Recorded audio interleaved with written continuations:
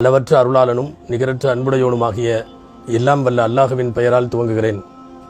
அருமை நாயகம் முஹம்மது ரசூலுல்லா ஸல்லல்லாஹு அலைஹி வஸல்லம் அவர்களின் மீதும் நட்பாக்கியங்கள் நிறைந்த அவர்களுடைய உம்மத்தின் மீதும் குறிப்பாக அனைவர் மீதும் எல்லாம் வல்ல அல்லாஹுவின் நல்லருள் என்றென்றும் நிறைவாக உண்டாவதாக. ஆமீன்.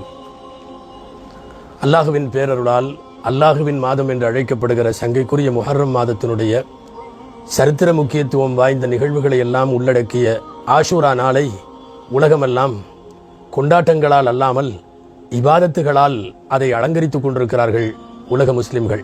எல்லாம் வல்ல இறைவன் வரலாற்று சிறப்பு மிக்க இந்த நாளினுடைய எல்லா கயிறு பரக்கத்துகளையும் நம் அனைவருக்கும் தந்தருள்வானாக என்கிற துஆவை முதலில் வைத்து துவங்குகிறேன்.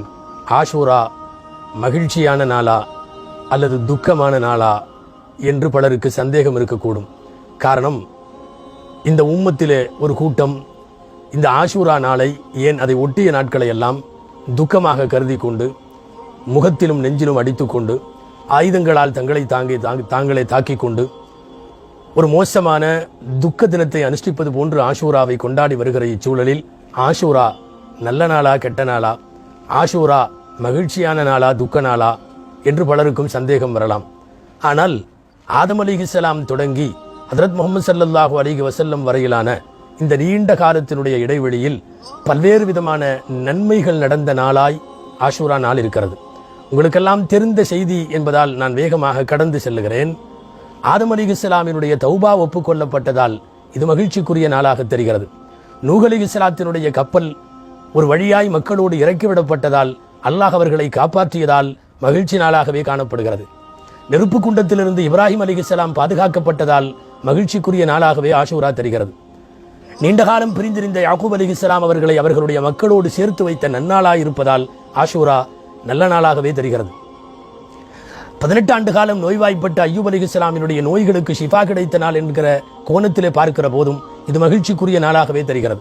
எல்லாவற்றிற்கும் மேலாக ஆஷூரா என்று சொன்னவுடனே நினைவில் வந்து நிழலாடுகிற சுமார் 6 லட்சம் பேரோடு கிடக்கிற ஹஜ்ரத் மூசா அலைஹிஸ்ஸலாம் அவர்கள் கடலை கடந்து கடல் பிளந்து வழிவிட்டு அவர்கள் காப்பாற்றப்பட்டதும், ஆட்சி இருக்கிறது என்பதற்காக ஆடாத ஆட்டமெல்லாம் ஆடிய ஃபிரௌனும் அவனோடு இணைந்திருந்த கொடுங்கோளர்களும் கடலிலே மூழ்கடிக்கப்பட்ட இந்த நாளை பார்க்கிற போது மகிழ்ச்சிக்குரிய நாளாகவே இருக்கிறது.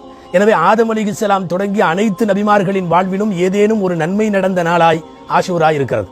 அதனால் தான் நபிகள் ஸல்லல்லாஹு அலைஹி வஸல்லம் அவர்களும் கூட மதீனத்து யூதர்கள் நோன்பு வைத்ததை பார்த்துவிட்டு, எங்களை மூசாவையும் அவர்களோடு உள்ளவர்களையும் இறைவன் காப்பாற்றிய நாள், ஃபிரௌனையும் அவனுடைய கூட்டத்தையும் இறைவன் அழித்த நாள், எனவே நாங்கள் மூசாவுக்கு கண்ணியம் கருதி நோன்பு வைக்கின்றோம் என்று அவர்கள் சொன்னபோது, மூசாவுக்கு கண்ணியம் செய்ய நாங்கள் மிக தகுதியானவர்கள். சாமகு மூசா ஷுக்ரா, மூசா நன்றியோடு நோன்பு வைத்தார், நாங்கள் மூசாவை பின்பற்றி நோன்பு வைக்கிறோம் என்று சொல்லி நபிகள் ஸல்லல்லாஹு அலைஹி வஸல்லம் அவர்கள் நோன்பு வைத்ததும் வைக்க சொன்னதும் இந்த நோன்பின் சிறப்புகளை எல்லாம் பேசியதை பார்க்கிற போது வரலாற்றின் வழி நெடுகிலும் நல்ல நாளாய் மகிழ்ச்சிக்குரிய நாளாய் இப்படித்தான் எல்லா நிகழ்வுகளும் இருக்கிறது. மறுபக்கம் இது முழுக்க 100% உங்களுக்கு மகிழ்ச்சியா என்று கேட்டால் அஹ்லு சுன்னத் வல் ஜமாஅத்தினுடைய பார்வையில் ஒரு ஓரத்தில் இங்கே ஒரு சோக சம்பவம் நடைபெற்றது என்னவோ உண்மைதான். ஹஜ்ரத் ஹுசைன் ரலியல்லாஹு தஆலா அன்ஹு கொல்லப்பட்டது. அந்த கொல்லப்பட்டதை மகிழ்ச்சியாக உலகத்திலே இருக்கிற உண்மை முஸ்லிம் யாரும் கொண்டாட மாட்டான். ஒரு பக்கம் அது சோக நிகழ்வென்றாலும் ஆஷூராவே துக்க நாள் என்று சொல்ல முடியாது. அப்படி சொல்லுவது சுன்னத் வல் ஜமாஅத்தினுடைய மார்க்க அறிஞர்களிடத்திலே அக்கருத்து இல்லை. ஹஜ்ரத் ஹுசைன் ரலியல்லாஹு தஆலா அன்ஹு அவர்கள் கொல்லப்பட்ட சோக சம்பவம் இன்றைக்கு நடந்தது என்னவோ உண்மைதான். ஹஜ்ரத் ஹுசைன் ரலியல்லாஹு தஆலா அன்ஹு சற்றேறக்குறைய 1400 ஆண்டுகளுக்கு முன்னாலே அலி ரலியல்லாஹு அன்ஹு ஃபாத்திமா ரலியல்லாஹு அன்ஹா தம்பதிக்கு பிறந்த அழகிய குழந்தை அவர்கள் ஷஹீதாக படுகொலை செய்யப்பட்ட நாள் என்கிற அடிப்படையில் சில நினைவூட்டல்களை நான் உங்களுக்கு சொல்ல வேண்டும். பிறந்த குழந்தையில இருந்து சுமார் 6 வருஷம் அண்ணல் நபி ஸல்லல்லாஹு அலைஹி வஸல்லத்தின் மடியிலே வளர்கிற நட்பாக்கியம் பெற்றார்கள். ஏதோ மகள் வீட்டிலே வளர்ந்த குழந்தை என்று ஒதுக்கிவிட முடியாது. 6 வருஷம் அன்னலாரின் அரவணைப்பில், அன்னலாரின் பார்வையில், அன்னலாரின் மடியில், அன்னலாரின் முத்தங்களுக்கு இடையில் பெருமானாரின் மடிதவழ்ந்து வளர்ந்த குழந்தை ஹஜ்ரத் ஹுசைன் ரலியல்லாஹு தஆலா அன்ஹு. மடியில் அமர்த்தும் போதெல்லாம் அக்குழந்தையினுடைய நெற்றியில், கன்னத்தில், வாயில் முத்தமிடும் போதெல்லாம் ஹுசைனு மின்னி வ அன மின்ஹு, ஹுசைன் என்னிலே உள்ளவர், நான் ஹுசைனிலே உள்ளவன் என்று, நாங்கள் இருவரும் இரண்டர கலந்தவர்கள் என்று அண்ணல் நபி ஸல்லல்லாஹு அலைஹி வஸல்லம் அவர்கள் ஹுசைன் ரலியல்லாஹு அன்ஹுவை குறித்து சொன்ன செய்திகள் பிரபலமானவை. மன் அஹப்பகுமா ஃபகத் அஹப்பனி. ஹஜ்ரத் ஹசன் ஹுசைன் ரலியல்லாஹு அன்ஹுமா இருவரையும் மடியிலே அமர்த்தி வைத்துக் கொண்டு பெருமானார் ஸல்லல்லாஹு அலைஹி வஸல்லம் சொன்ன வார்த்தை, இவ்விருவரையும் நேசிப்போர் என்னை நேசித்தோர், இவ்விருவரையும் கோபித்தோர் என்னை கோபித்தோர் என்று ஸல்லல்லாஹு அலைஹி வஸல்லம் சொன்ன வார்த்தையிலிருந்துதான் ஹஜ்ரத் ஹுசைன் ரலியல்லாஹு அன்ஹு போன்றவர்கள் மீது நேசத்தையும் பிரியத்தையும் காட்டுவது, வைப்பது, உள்ளத்திலே மஹப்பத்தை இருத்துவது உலக முஸ்லிம்களின் மீது கடமை என்று இந்த ஹதீஸை வைத்துக் கொண்டு எழுதுவார்கள் நபிகள் நாயகம் ஸல்லல்லாஹு அலைஹி வஸல்லம்.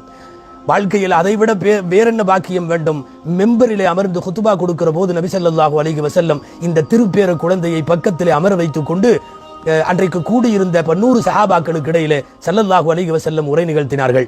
பிஞ்சு குழந்தையாக இருக்கிற போதே பெருமானாரின் மெம்பரின் பக்கத்திலே அமர்ந்தது ஒரு குழந்தை என்றால் அதனுடைய வருங்காலத்தின் வாய்ப்புகள் குறித்தும் அக்குழந்தையினுடைய மகோன்னதங்களை குறித்தும் சொல்லவா வேண்டும்? ஹைர், அல்லாஹ்வுடைய ஏற்பாடு. கர்பலா போர்க்களத்திலே அவர்கள் கொல்லப்படுகிறார்கள். அவர்கள் கொல்லப்படுவார்கள் என்கிற பல்வேறு செய்திகளையும் நபிகள் ஸல்லல்லாஹு அலைஹி வஸல்லம் முன்னாலேயே சொல்லி இருக்கிறார்கள். முன்னறிவிப்பு செய்யப்பட்டிருக்கிறது பல்வேறு ஹதீதுகளில். என்னுடைய உம்மத்தால் இந்த குழந்தை கொல்லப்படுவார் என்று வருகிறது. ஹஜ்ரத் உம்முல் ஃபத்ல் ரலியல்லாஹு அன்ஹாவுடைய ரிவாயத், ஹஜ்ரத் இப்னு அப்பாஸ் ரலியல்லாஹு அன்ஹுடைய ரிவாயத் என்று சரித்திரத்தின் வழிநெடுகிலும் ஹஜ்ரத் ஹுசைன் இந்த உம்மத்தால் கொல்லப்படுவார்கள் என்று அறிவிப்பு செய்யப்பட்டிருப்பதால் இது அல்லாஹ்வுடைய ஏற்பாடு. அந்த ஏற்பாட்டுக்கு சில கணங்களும் காரணங்களும் காரணிகளும் வேண்டும். அப்படித்தான் அமைந்தது. தேர்வு முறையிலேயே கலீஃபாக்கள் தேர்வாகி கொண்டிருந்தார்கள். ஆனால் முஆவியா ரலியல்லாஹு அன்ஹுவுக்கு பின்னாலே தேர்வு முறை இல்லாமல் வாரிசு அடிப்படையில் தன்னுடைய மகனை யஸீத் அவர்கள் கலீஃபாவாக நியமித்த போதுதான் இஸ்லாமிய உலகம் கொந்தளித்தது. குறிப்பாக அசத்தியத்தை எதிர்த்து என்றைக்கும் போராடுகிற திறனும் தெளிவும் கொண்ட மதீனத்து மக்கள் ஒன்றாக போர்க்கொடி தூக்கினார்கள். காரணம் யஸீதின் மீது உள்ள தனிப்பட்ட காழ்ப்புணர்ச்சி அல்ல, அக்குடும்பத்தாரின் மீதான கோபம் அல்ல. யஸீத் தனிப்பட்ட வாழ்க்கையிலும் நல்லவன் அல்ல.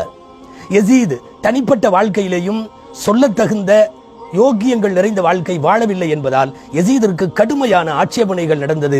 ஒட்டுமொத்த மதீனாவும் கிளர்ந்தெழுந்தது.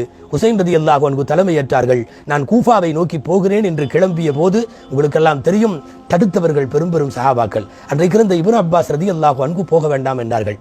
அப்துல்லாஹ் இப்னு உமர் ரலியல்லாஹு அன்ஹு போக வேண்டாம் என்றார்கள்.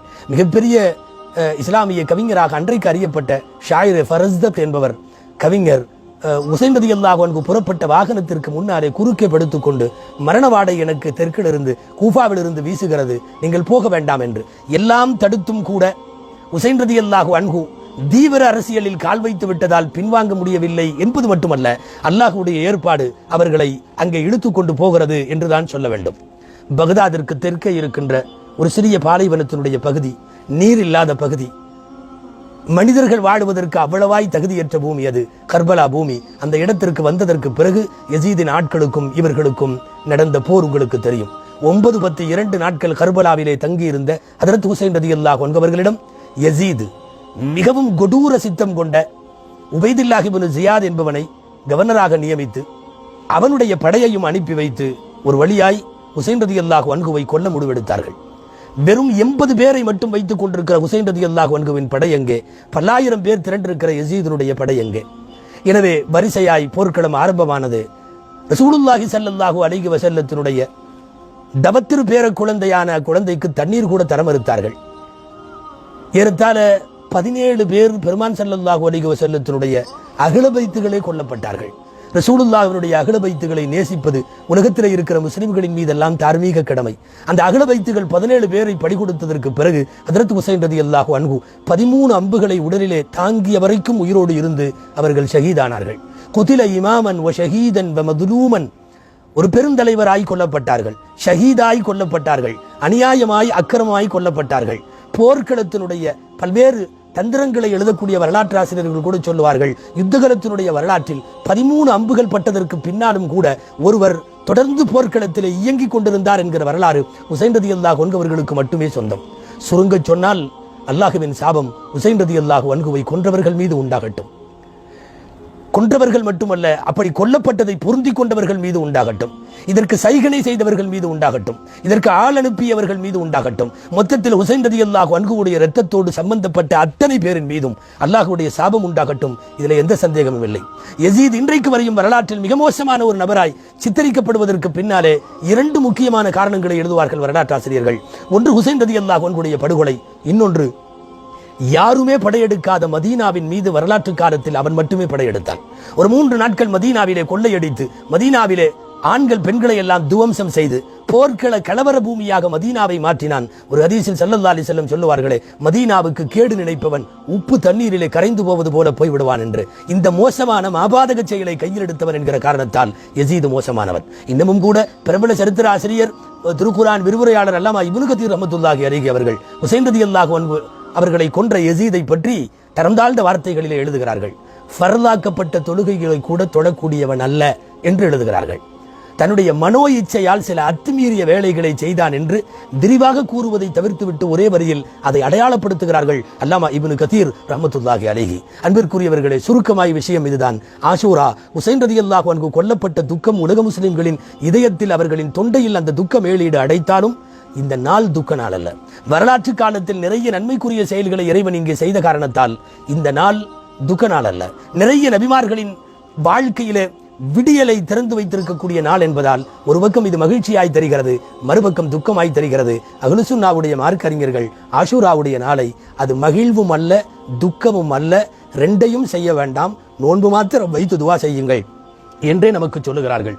இன்றைக்கு உலகம் முழுக்க நடந்து கொண்டிருக்கக்கூடிய மாறில் அடித்துக் கொள்வதும், கன்னத்திலே போட்டுக் கொள்வதும், ஆயுதங்களால் கீறிக்கொள்வதும், இரத்த வெள்ளத்திலே தங்களை ஆக்கிக் கொள்வதுமாக இருக்கிற துக்க நிகழ்வுகளுக்கும் இஸ்லாத்திற்கும் எந்த சம்பந்தமும் இல்லை என்பதை புரிய வேண்டும். புத்தாண்டு தொடங்கி இருக்கிற ஆண்டு முழுவதும் ஒட்டுமொத்த உலகத்திற்கும் கைரு பரக்கத்துகளை வழங்குவானாக. எல்லாம் வல்ல இறைவன் பெருநோய்களிலே இருந்து இந்த உலகத்தை காப்பாற்றி முன்போல் இயல்பான வாழ்க்கைக்கு இந்த மக்களை அல்லாஹ் அருள் புரிவானாக. எல்லாம் வல்ல இறைவன் ஆஷூராவினுடைய பொருட்டால் யார் யாரெல்லாம் உலகத்திலே கையேந்தி கொண்டிருக்கிறார்களோ அவ்வளவு பேரினுடைய ஹலாலான தேவைகளை அல்லாஹ் நிறைவேற்றி தருவானாக. ஆமீன். வஆகிரு தஅவானா அல்ஹம்துலில்லாஹி ரப்பில் ஆலமீன். அஸ்ஸலாமு அலைக்கும் வரஹ்மத்துல்லாஹி வபரகாத்துஹு.